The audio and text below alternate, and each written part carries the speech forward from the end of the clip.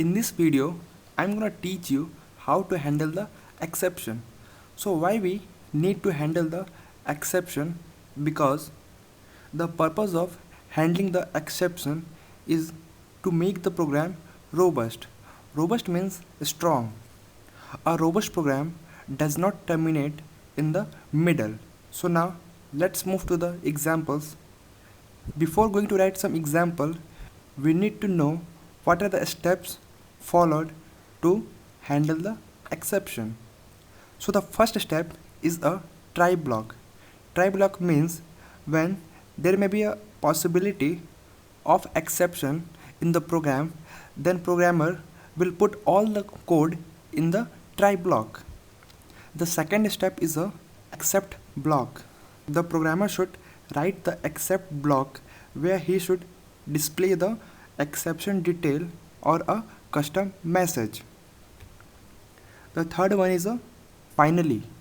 Finally block is written in the last, and the finally block are used to execute a final program whether there is an exception or not.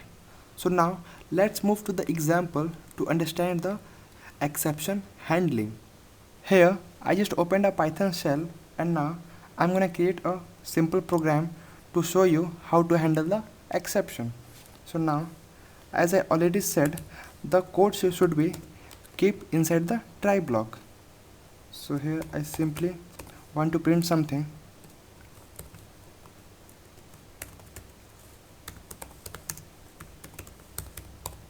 Write something, and after that, as I already said, the second step is a except. It will print some message if the code is incorrect inside the try block. Please write something correctly. Okay, and now I'm gonna run this module. So here I'm gonna simply write something which is hello world. Here we did not get any error, and now I'm gonna change something inside this. Just remove this n character inside the input method.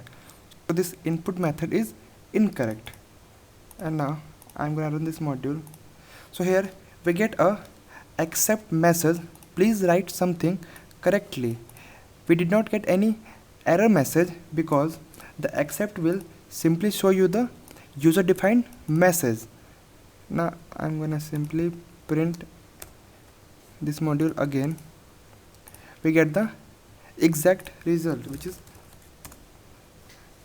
so this is a try block and this is the except block. And now I'm gonna create a simple example to understand the exception handling more. And now I'm gonna use a while loop. After that I'll put true, and inside the while loop we're gonna declare try block and the except block. So inside the try block it will take some input, which is input,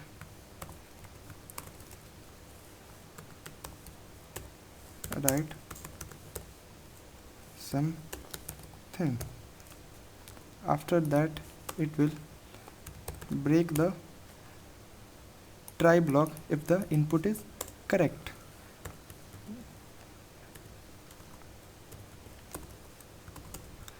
Inside the except block, please write correctly.